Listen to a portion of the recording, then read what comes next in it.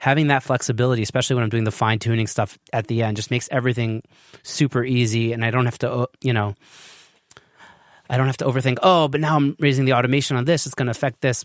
Like, it's just, I could choose to do it where the compressor is, or I could choose to do it after the EQ or before the compressor and the EQ if I wanted to hit the compressor a little harder. There's just it just gives me so many more options. And just makes my life a lot easier. So that's what I've been doing recently, is just buses into buses. So let's say there's 3 rhythm guitars. They go into the rhythm, let's say rhythm acoustic guitars. So 3 rhythm acoustic guitars go into the rhythm acoustic sub bus. That goes into the acoustic guitar bus.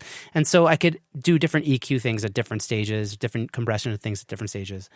So that's kind of like my philosophy about mixing, is just like giving myself lots of room to experiment and not be afraid of changing balances. I don't know. That's kind of a start. So what I was talking about earlier, in terms of effects being a little bit different and not really working with my analogy so well, is so effects such as reverb and delay. And I use a bunch of subtler effects that people don't know about, such as I have an automatic double tracking effect, like a doubler that kind of gives it that wide sound. If you don't know what that is, that's like the sound that John Lennon always used. Was he always double? If he didn't double track it, he automatically double tracked it, which was invented for him in Abbey Road Studios back in the 60s. It's like a sound that just makes your voice sound a little thicker by slightly delaying one channel, like a copy of it, and detuning it a tiny bit, so it just sounds like 2 people are singing the same thing instead of one. So I have that, let's say, as an effect that I'm sending audio to. So sending audio is the fact I'm getting to. And I'm sorry if this is so nerdy, but if you're into mixing, then welcome to the Nerd Club. Hey, Rafi D in the house, all the way from Italia. Hope you're doing safe out there. Lots of cool people here. This is fun. Where was I? So the effects channels use delay to double himself. I'll explain. It's not exactly delay, but basically it's like a micro delay. The ADT, Ben Druce is in the chat, is asking about automatic double tracking. So automatic double tracking was a mechanical way to double track yourself without having to sing it twice. And the way it works is that using tape machines, I think. My friend Jacob Gorenstein could correct me if I'm wrong. He knows all this stuff inside and out.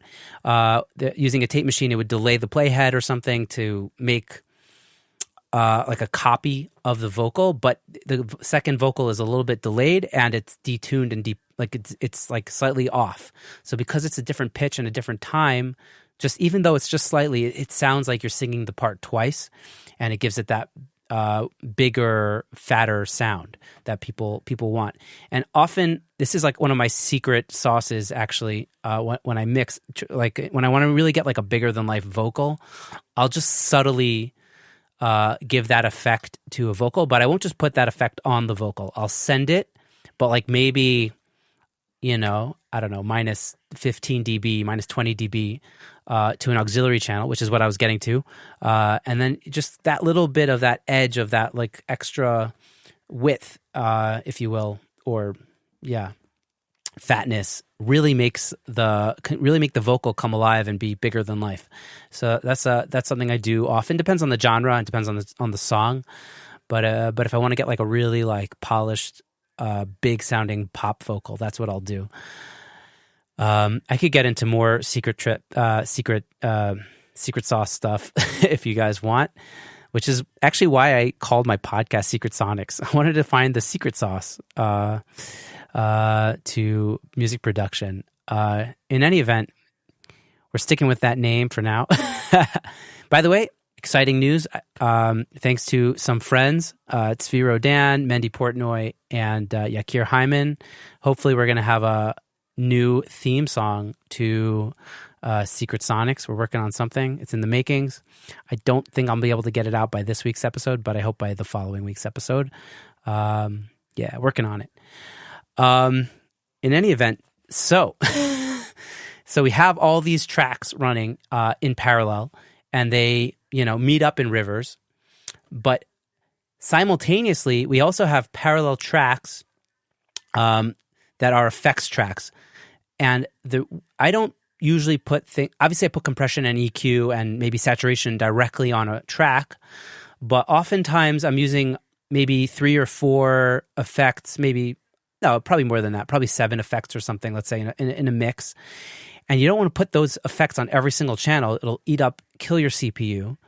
And actually, I find it sounds better this way, is to set up auxiliary tracks with the effects already on them.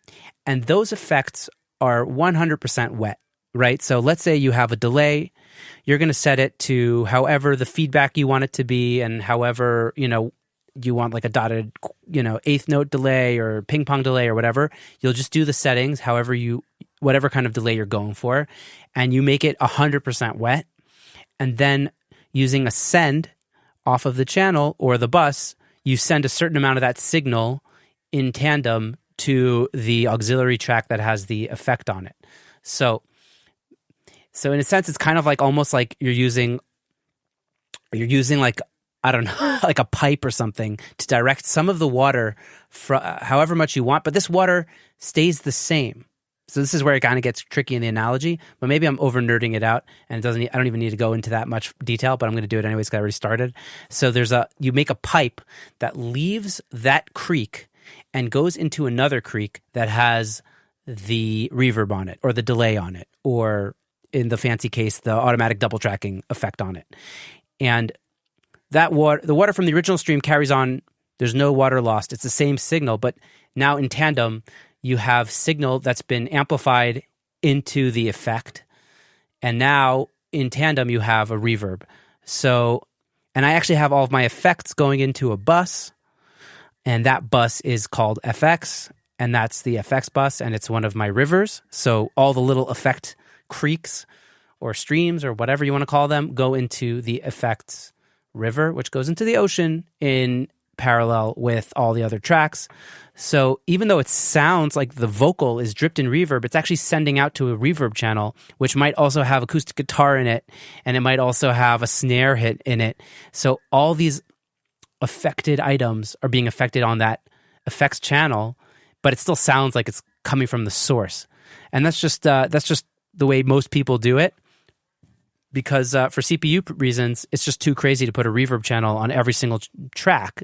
So people don't do that. So you make these sends, and you send out the audio, and then you have these they call effect sends and returns and stuff like that people talk about on the YouTube videos. And that's pretty much it. That's pretty much how I mix. Yeah. So, I mean, a lot of you guys are not really mixing in super, analogies are great. Nice. Thank you, Chezi. Thanks for joining. A lot of you guys are working in, bedrooms and untreated spaces. I'm lucky enough to have an acoustically treated space, which means that what's coming out of my speakers is fairly accurate. The room affects the way you hear things pretty much more than anything else. It's like just the way it affects the way things sound in a room, right? Like if you go into a church or a big synagogue or something and you hit a drum or you sing, you hear the room, right? The reverb, the ambience, it affects everything. And if you're in a mamad, if you're in like the Israeli bomb shelter, it has a sound too, which is really bad. And this bomb shelter that I'm sitting in currently, if you don't know anything about Israel and Israeli politics, every new building is required to have a bomb shelter because of the first Gulf War. Anyways, so here I'm sitting in the Israeli bomb shelter, and so I have it acoustically treated with tons of like basically foam. What you're seeing behind me is looks like a mattress against a wall covered in a blanket. It's actually really thick foam, and that's a bass trap. And I have to the sides of me, I have like foam bass traps. Shout out to Omer Carney Acoustics, who I've recommended to many people. And this room sounds way better than my previous room, and the bass is super flat. As soon as I moved in here and I did my first mix, I instantly was able to hear the separation of like just like the low end, like how I had to treat the bass and the kick in a way that I'd never heard before. And for those of you who don't know, mixing low end is probably one of the more difficult things in mixing because you have very few frequencies to work with, and the kick and the bass both need to have space. And if you make them both really big, you'll run out of headroom and things will sound really muddy really fast. So you kind of have to use EQ and compression to make things have their own space. And it was so easy for me to mix a kick drum and a bass in this room as soon as I did my first mix. It was unbelievable. I was like, oh, they're both centered at like 120 hertz. So I had to, I don't remember what I did. Maybe I cut out from the kick drum about 120 hertz. I let the bass live there, and I maybe cut out some sub and boosted out of the bass, and I maybe boosted some sub in the kick. I made it work, right? You just when you know these things and you've done the you know the tools and you know how to do it, you just go for it. But it takes years to be able. Honestly, it takes years to be able to. Is the ceiling treated as well? Yeah, I have some acoustic foam on the ceiling. I have a carpet down below. I did this by myself. I put some foam on the door of the mamad. He didn't do this, but I really felt like it was reverberating too much. I even put up curtains, and the curtains didn't help. So I put some foam on the actual door, and it really stopped that door from resonating, and also made the room much, much better for recording. So yeah, you have to use your ears. It's like anything. Like music production is ears. It's what you're used to. It's how the records you love, what you want things to sound like. So yeah, always use your ears. So let's I think let's just dive into some questions because I think I've pretty much got it. I will say that if you are looking to mix, I had a point there. So if you're sorry, I didn't prepare enough for this, but just talk about what I know. So I talk about it. If you're not in a treated space like me, you're probably going to want to mix on headphones because your room is going to lie to you, and you don't want to be lied to when you're mixing. So yeah, use headphones if you don't have a properly treated room to make everything sound good. Obviously, speakers are fun to work with if you're doing the production side, if you want to like get a vibe. But if you actually want to make like serious decisions about, balance, spectral balance, EQ, maybe compression you could do with that. But even that, like everything, especially EQ, like the way things are, you're going to need headphones if you don't have a properly treated room. I'm assuming most people watching are in that boat. And I was going to recommend one book that I would strongly recommend if you're getting into mixing. I read this book. I found it in Barnes & Noble's when I was just getting into it, and it blew my mind, really opened up my world to how this whole thing works, and really gave me insight to how to do this. And it's called Zen and the Art of Mixing by Mixer Man. I actually was lucky enough to have Mixer Man on my podcast.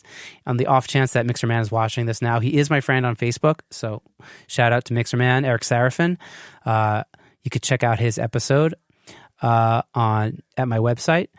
But anyways, yeah, that's a book definitely worth reading if you are interested in mixing. And there are plenty of other really great books. I really recommend reading because you could really get lost on YouTube unless you have like go-to sources on YouTube that you trust. There's just too many things out there. And I think a book really centers you and you focus on it. And it's just one person. And you could not agree with that person. I certainly don't agree with Mixer Man on everything he says because he has a lot of controversial opinions. But if you have a source that you trust and can at least open your mind, that's really a good thing. So definitely check out Zen and the Art of Mixing. I'll put a link in the comments when this whole thing is over. If you guys want to check it out. My wife told me my microphone is so dynamic. It definitely is very dynamic. This is a dynamic mic, the RE20. Okay, so Ben Druce asked me, do you set up the end compressor and EQ before you start the Mixer X? Yeah, so I actually use it. It's good you asked that. So I actually have a mix template, and in the template, I don't actually have a lot of effects activated. It's mostly about my routing, which I explained earlier, about how I bus into buses, and then I have my effects that I usually like. Obviously, I could search for more, and I have other preloaded stuff if I need that I know work. And if I have to search for something, I'll search for it. Like maybe I need a unique reverb, or I'll need to create a new delay or something. But I have like lots of like things that usually work for me already in my template. So basically, reverbs and delays and effects. My stereo bus, I have my stereo bus compressor, and I have a console emulation, the Slate VCC.